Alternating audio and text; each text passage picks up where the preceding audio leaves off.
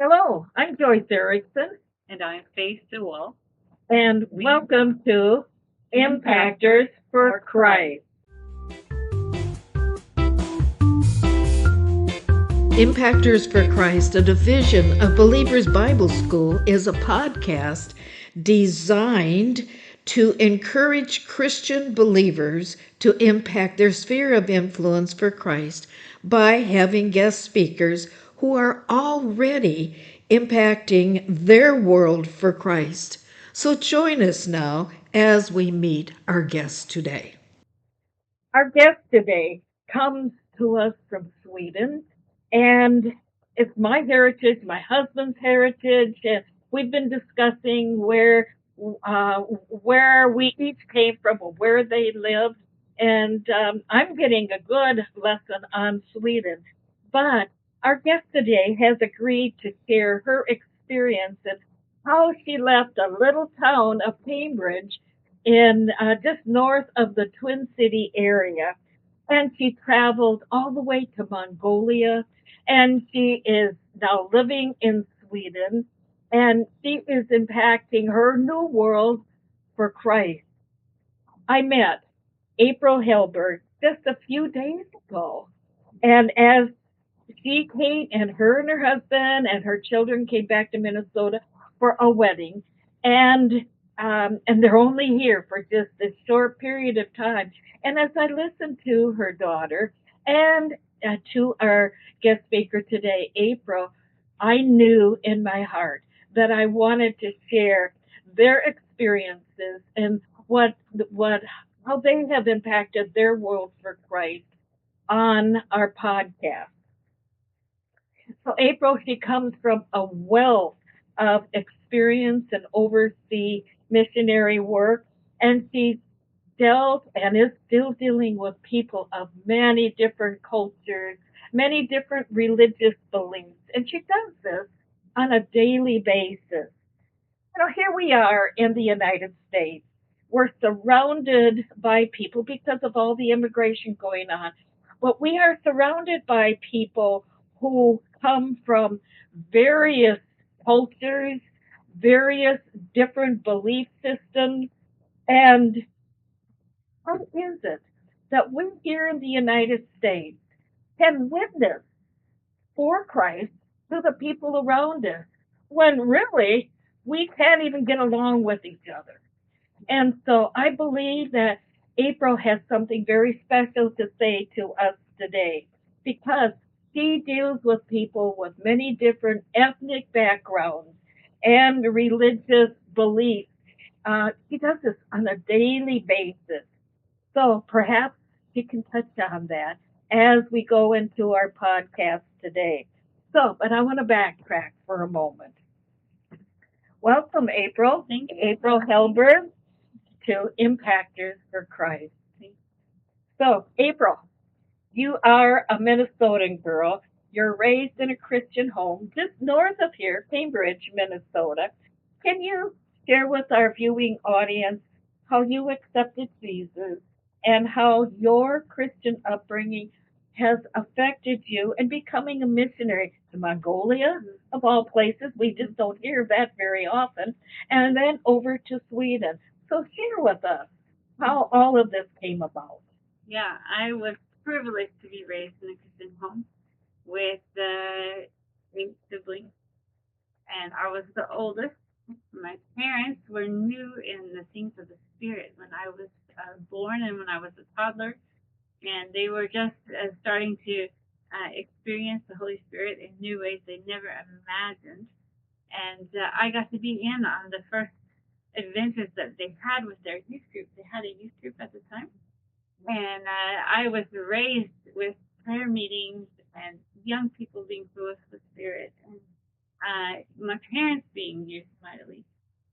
So I grew up in that atmosphere, and I remember as a 4-year-old kneeling in front of my mom's rocking chair and accepting Jesus in my heart. Oh, And I have this just little piece of a memory from that time. And but as you get older, things happen in your life, and uh, I've had several times in my life that I felt I need to give my life to again, like recommit myself to the Lord. Mm-hmm. And my mom always encouraged me. She said, there's more of you to give. Mm. So you just keep giving to That's Jesus, right. whatever it is you need to give to him. So I went up at an altar call at a crusade meeting with Lowell Lundstrom when I was a child, and I just remember he talked about, are you on the Lord's side or not? And I thought, I have to be on the Lord's side. And I went up again and made a commitment. And I remember that the counselor called me the next day and said, how do you feel? And I said, I don't have any feelings. There's something wrong. He said, no, there's nothing wrong. You've made the decision. And now the feelings will come when they come. And I often wondered about that and thought, am I really the Lord? I want to be completely the Lord. And when I was 10 years old, we went to church camp, and I was baptized there. And I remember being under the water and looking up, and the water was dirty. And I remember the Lord just speaking to my heart, you're clean now. I washed you with my blood. You are clean. And after that baptism, when I was 10, feelings came. And then I really had an experience with the Lord. And then when I was 14, I used to watch my mom. She would journal. She would write things the Lord gave her. She'd say, I've been praying for you, and the Lord spoke it to me, and it would be exactly what I was needing. Oh. And I thought, I don't have that kind of relationship with the Lord where I hear his voice, where I walk with him in that way. So I decided that I was going to sit on my bed for an hour a day until I heard God's voice. So I just made that commitment. I would sit and I was completely bored. I'd sit on my bed and just like, I don't hear anything. But one day I heard the Lord's voice so clearly. And I had skipped. And he said, that makes him loud. And so that was really the beginning of the adventure, when I began to learn to hear the Lord's voice for myself and interact with him in that relationship. So it was this process of learning to walk with him. There were decisions all along the way, and he continued to meet with me. Those were really important milestones for my faith. That's wonderful. So when we met 2 years ago, we talked about our mutual time in YWAM. You were in Sweden, mine in other areas. And we'd like to hear more about what prepared you to do what you're doing today. So what course did God put you on after the teenage years? Yeah. Into what you're in. Yeah, I knew that I wanted to be in missions. I think from the time that I started to hear the Lord's voice, I knew that was my future. And we had a lot of speakers that came from YWAM, and so I knew there were opportunities for our training. So I decided to go to those places, to Texas. I went with Lindale and Dave, and completely on faith. My parents said, my dad used to say, you have a heavenly Father, you have to ask him. So I don't have the money. We were 9 kids he had to feed. So I saw so many breakthroughs financially just to be able to go to those places. I had my grandmother who supported me for like $20 a month or something. And she would say, you're doing what Jesus did, who left his home in heaven, and he went to serve others, and so I'm going to support you. But other than that, I had nothing. I used to go walk around the base and pray, and I met this lovely couple up in a cabin on the base. It turns out it was Lauren Cunningham's parents, but I didn't know that. Oh. So I would go up and they would tell me Explain who Lauren Cunningham parents are. Yeah, so they were ministers as well, and they would tell me stories of when they preached, held meetings, but I really didn't know who they were at the time. I just knew that my blackberry bushes were next door, and I would pick those for snacks. I didn't have money, and then they would sit on the porch. They would give me tea and lemonade, and they would tell me stories. And I didn't know that I was so privileged to have this time with them. Yes. And they're the founders of YWAM. Yeah, their son founded YWAM. Okay. Yeah, but they had their own ministries. Yeah, so it was a real treat to see this. Now, you said you also went to Christ for the Nations. I did. Yeah. Share a little bit about that. And was it before or after you were in YWAM? Yeah, so I went to YWAM, thinking that, let's see here. I need to back up. What did I do first? Well, I traveled a lot. I went to after Wales. I went to Wales first with my pastor and his family, and I thought to help their families who had experienced almost like a revival kind of thing happen after an outreach. They went on a little summer outreach with some teenagers, and so many young people got saved. They said, we have to go disciple them. So they asked me to come and join their family and to just help. And so I helped with the family. They had a new baby. I helped with the household. And then I had a little girls club. And so I had preteen teenage girls who came to the club. And I just shared the gospel with them. We had Bible studies together. It was a beautiful time. And I experienced so many things that I felt like I was over my head. So I thought, I need more equipping. I need something more. And so then I decided to go to Christ for the Nations after that. Got it. Okay. So YWAM, and then it was Christ for the Nations. And then did you go full 2 year training there? I did. And then I did the 3rd year missions. Okay. And I love studying missions. I could do it all day long and then some. I just felt like it's so much work I had. And so I enjoyed that immensely. And then from there, we had to decide where we were going to go for a 1 year internship. So that internship, I didn't know exactly where to go. I felt like almost like panicked over having to exclude the rest of the world. I wanted to go everywhere. and but I felt that God spoke to me to go to Mongolia. And during the time I was preparing, I wanted to go to Mongolia, and I had thought of it before. But I had met Patrick, my husband, once in Sweden at a conference. Oh. And that was at a Youth with a Mission conference. And we talked about Mongolia, and I just thought he was really great. Before we go any further, back to Christ for the Nations. Yeah. Who's Mrs. Parnham? Yeah. I had a challenge paying my rent at the college. And so I was always looking for jobs. I worked like 3 jobs. And someone told me Mrs. Parham is looking for someone to live with her. She's 88 years old, and she's looking for an assistant. And so I didn't know who she was. I just knew that she had been the dean of women of our college, and that she needed an assistant. So I just applied for the job, thinking, oh, maybe I could stay, because I thought maybe I have to quit because I didn't have the money. And so I applied for the job, and I got it. And so I moved in with her. And when people started coming who were church historians, I started figuring out that this lady was more than I realized, and that she became my mentor. Okay. Yeah. So she was the daughter-in-law of Charles Parham. Yeah.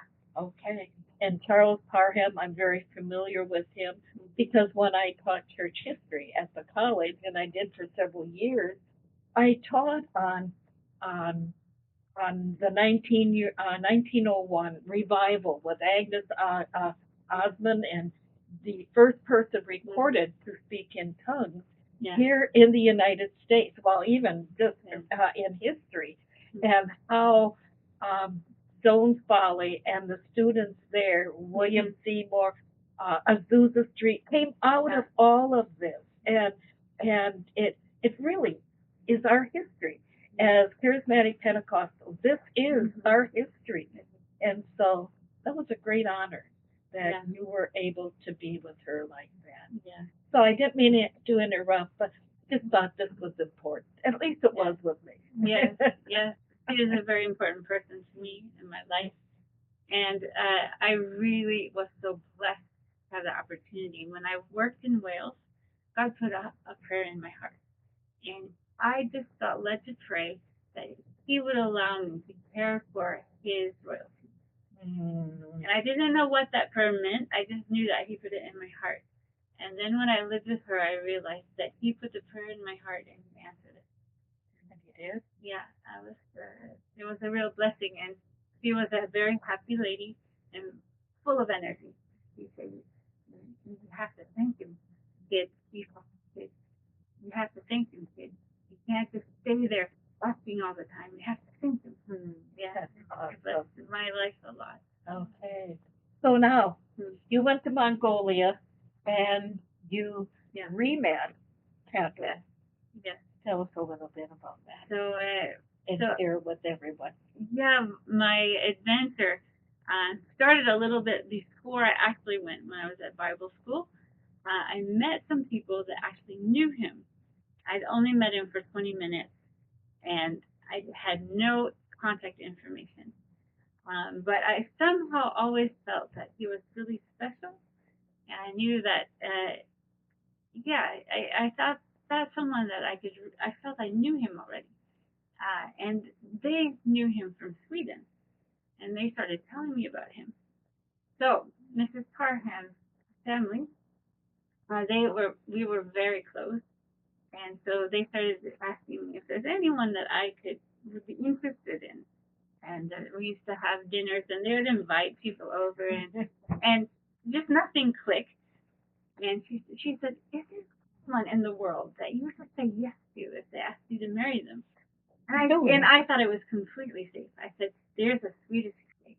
And but then she said, "Well, get a hold of him for me, and just introduce yourself." So I actually called YWAM in Sweden and said, "You know a tall guy who goes to Mongolia, and I don't even know his last name." And someone did. They gave me the contact information, and then I contacted him.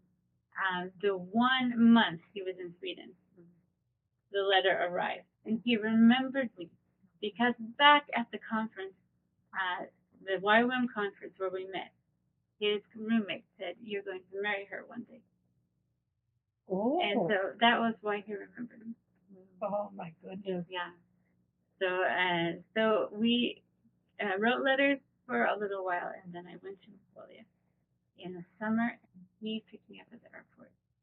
And we both had the feeling this is our future husband and wife, but we couldn't tell each other, right? So we figured it out in 10 days. And then he proposed. 10 days? Yeah, and then he proposed on day 10. Oh my goodness. And then he left the next day for Sweden. And yeah, and he was needed to go back, and so it was a strange feeling. We're engaged now. Write me and tell me what we're gonna do with the rest of my life, kind of thing. But it was really dramatic, and God had His hand in every step. Okay. Yeah. So then you wrote to him in Sweden. And when did he come back to Mongolia? We came back together. Oh. So he left Mongolia, went to Sweden. I left Mongolia, went back to Texas, and I was finishing up my Bible school training. At Christ for the Nation. And then we met again in Minnesota for our wedding. So I counted, we were in the same country for 40 days, all together. What a story! Yeah, what a beautiful romantic story. Yeah. So we met in Minnesota and got married. And we had 2 weeks here together before our wedding. My goodness. Yeah. And were you married up in Cambridge? We were actually married in Blaine. Well, yeah. Right next door? Yeah, right next door, right down the road. Okay. Yeah. Okay. And then we spent a year in Sweden. And I learned Swedish and got used to the culture, got to know his family, and then we moved. And you were there for 17 years, and this is when you had your children. Yeah. Exactly. So 17 years, we had some years in Ulaanbaatar, the capital, where we learned language, we worked in a Bible school, got to know people. And then we moved up to another town where we started a youth center, and we worked with youth. Cafe we had there, and then the youth could come, have a safe place to be. And then we would build relationships there, and during the day, in the evening, we had a youth Bible school. And then they would come to the youth training in the evening. And we said, if you come to the training, then you have to teach it next year. Oh, So we would train them for a year, and then they were responsible to pass it on. that's wonderful. Yeah. What a great thought. That's Yeah. wonderful. All right. And so then tell us the story how you ended up then in Sweden after 17 years. Mm-hmm. I'm sure you felt that you were planted there. Yeah. And now God is moving you on. Tell Yeah. us about that. Yeah, we felt, we always felt that we were going to work ourselves out of a job. The goal from the beginning was that Mongolians would do it on their own. We felt this is their country; they have to own it. So we always had people beside us with the intention that they would take over. And it got to a point where they were doing it far better than we could ever do it. Mm-hmm. And we knew it was time to go, but we didn't know where we would go.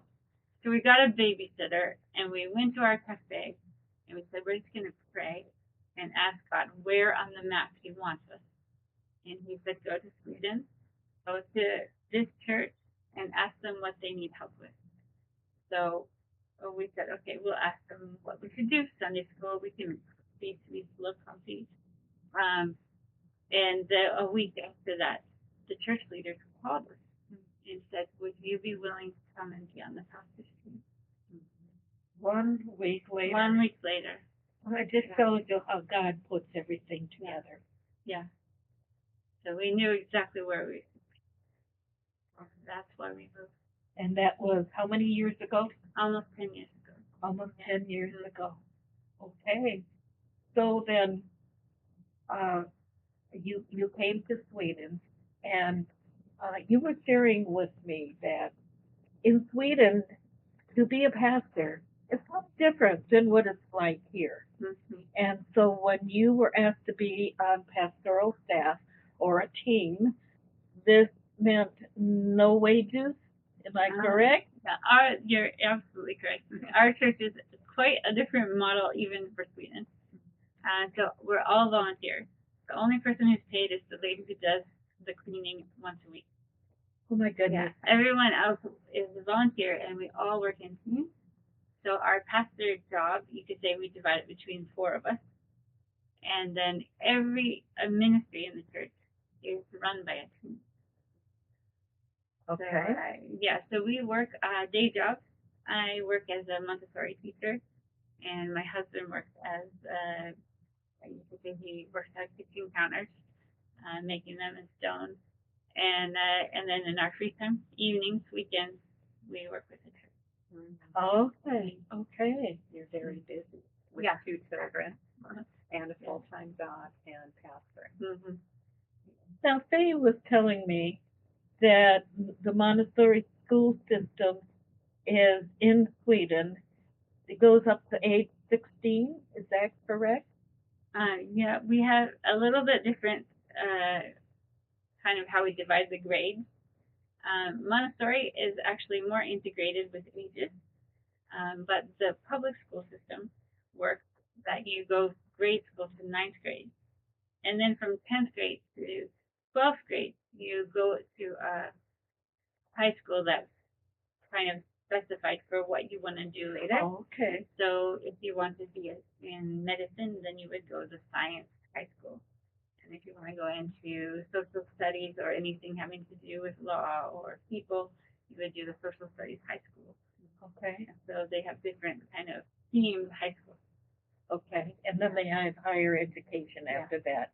Well, I remember when I ran the college, I hired a young man fresh out of ORU, and he to run the 4-year theology program, and he was from Poland, and he was explaining very much like what you're talking about, how when you get to high school it's more specialized, almost like a pre-college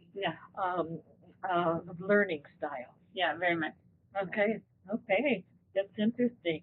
So now, in your everyday life, you experience a lot of atheism and Buddhism. And what is it that you can teach? I want to learn. And how is it that we can share Jesus with those of other denominations, not denominations, both in different faiths, Other cultures. other cultures, and that is even against Christianity, because I understand how much is Christianity. I mean, kind of what percentage is Christianity in Sweden? About 7 to 9%. Oh, okay, okay, it's actually more than what I thought. Yeah. Okay, okay. But can you share with us, share with our viewing audience, um, what do you work with them? Yeah. I think one thing with working internationally, you start realizing how much people are people. And they have the same needs, the same fears, the same desires, the same questions.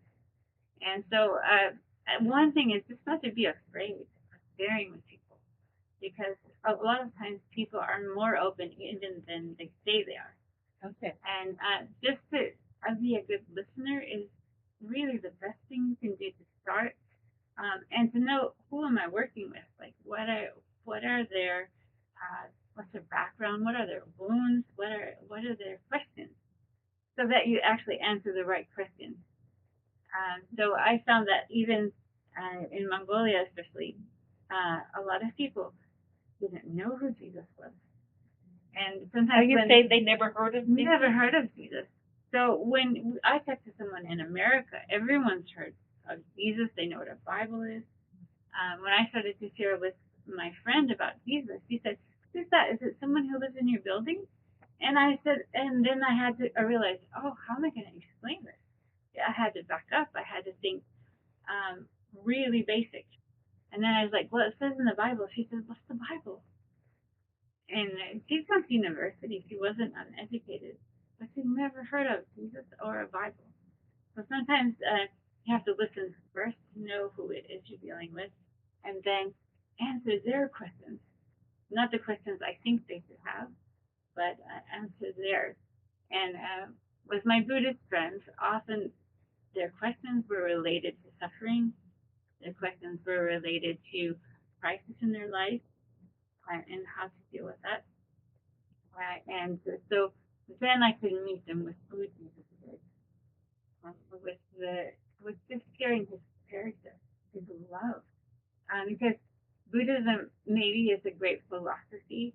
If you think of philosophies, one of my friends pointed out, he studied Buddhism very deeply in Mongolia, that it's great, but there's no love, because everything's done to get something, to get somewhere. But Jesus came and he died for us. He gave of himself just to give, just to love us, not because um, he was going to get anything out of it. And that kind of love is, you don't find that in any other religion. You don't find that anywhere else.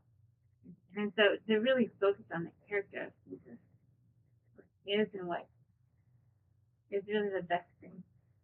Well, no, I get my nails done regularly, and Yeah. the shops are they Yeah. all come out of Buddhism. Yeah.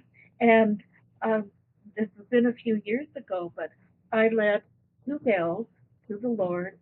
I was so excited, and I gave them a Bible and a Bible for their children, and I was expecting a change.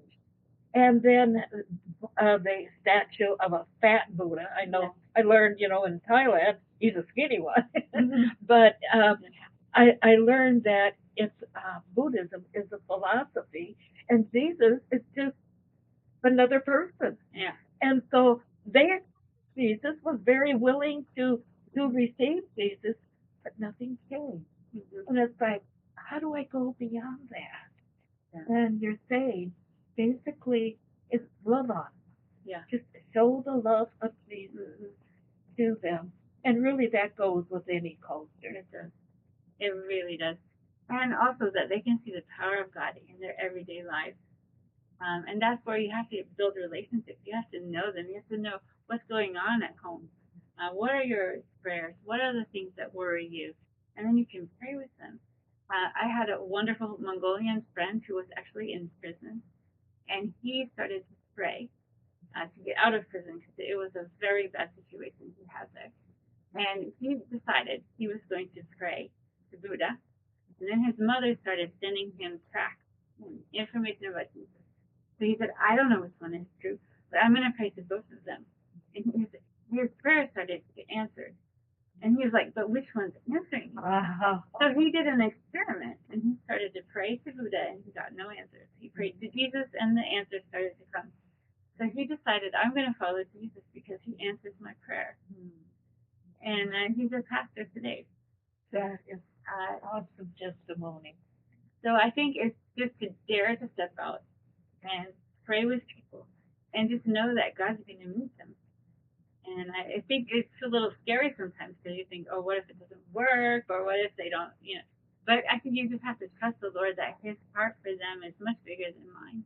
He wants to answer their prayer. And he's bigger than our inadequacy. It's so much bigger. Oh, that's so true.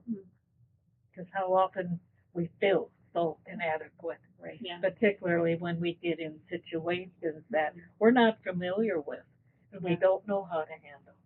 Yeah. And so we say yes to Jesus and just be obedient. Yeah. Well, that's good. Well, April, would you close in prayer? I'd love to. Okay, thank you. Heavenly Father, I just thank you for your love for the world. Thank you for your love for people. And I ask you that you would give us boldness that's motivated by love. I just pray that the love of Christ would be shed abroad in our hearts, that we would just share with people because we're just passionate about Jesus and we love them. And I just pray, Father, that you would just bless us with that kind of courage, with that kind of wisdom, and that we just rely on you and trust you for the results. Help us to impact our world. Help us to just enjoy where we are, and enjoy the people that you've given us, and just be faithful to open our mouths and let you do what you want to do. And just, amen. Thank you. Thank you, April. That was beautiful. That was. Well, I just want to iterate what April has shared about how God worked in her life, and this passion that she had on the inside was sharing Jesus with a whole different culture. Well, we here are dealing with our family, we're dealing with friends, our next door neighbor, co-workers, whomever they may be, and we get this yearning on the inside because we don't want them to go to hell, but how do we talk to them? And I believe that April has been a real encouragement to us today to just say yes to Jesus because that's what you did. It started by a simple yes when you were 4 years old, basically at your mother's knee on a rocking chair. But then a point of time came where she was serious and, okay, God, what is it you want from me? And where she literally again said yes to Jesus, dedicating her life for the Lord and whatever the Lord wanted for her. Well, God is probably not calling you to Mongolia or to Sweden, but God is calling you to your next door neighbor, to your family, to your friends, to share, for you to be an impactor for Christ in your world, your sphere of influence, wherever you may be. And we are here to encourage you to say yes to Jesus. Walking the walk of faith is a, a daily yes to Jesus. What is it that you want for me to do today? And when you say yes and God speaks, I know for me, when I pray in the Spirit and I go in the Spirit and I just settle down and I just let God talk to me, and He talks volumes. And so God does speak to us today, doesn't He? Absolutely. Well, I know that God is speaking to you because you've been watching this podcast, and there is something on the inside of you that keeps wanting to share Jesus with someone. And so I say, just say yes and let God direct you. So, but let me add, maybe there are some of you who are not really sure that you have this kind of relationship with Jesus. And you may claim to be a Christian, or maybe you don't. But this is something that you want. All you have to do is say yes to Jesus. A simple yes to Jesus And would you join me in this prayer as we close? Jesus, I believe in you as the Son of God who died on the cross for my sins. Jesus, come into my heart through the power of your Holy Spirit and take control over my life. And I will keep saying yes as you guide me through life. And in the end, I know I will be spending eternity with you. April, thank you. Thank you so much. You've been such an inspiration. So glad you came. Thank you. Thank you. Thank you very much. Oh, I think you've been a big encouragement to the mothers out there as well. That children who've received guidance, but they don't know where they're at. Mm-hmm. And thank you for that. that's a good word. Okay. So then what we say is, God bless you. And this is Joyce Erickson. And faith to all. And we'll see you in the next podcast with Impactors for Christ. Bye-bye.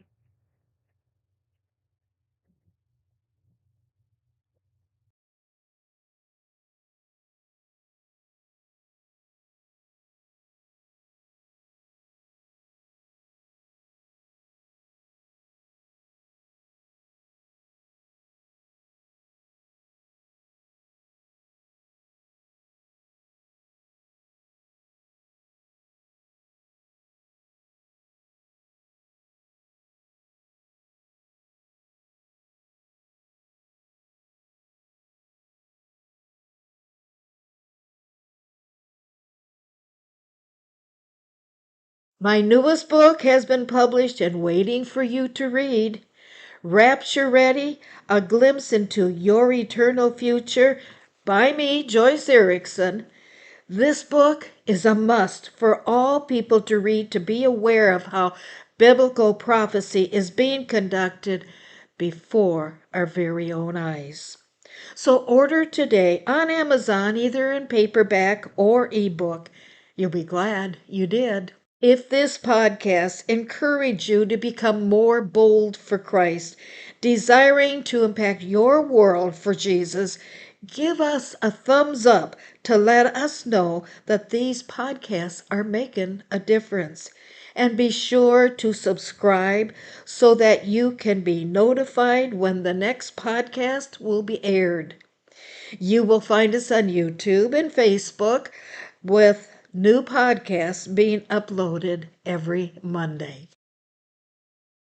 Impactors for Christ is a division of believersbibleschool.com, which is a website filled with spiritual articles to encourage you and help you grow in your faith. Bible studies on many books of the Bible. There's daily devotions and many podcasts designed for spiritual growth. So check us out. We'll see you next Monday with our newest podcast on Impactors for Christ. God bless.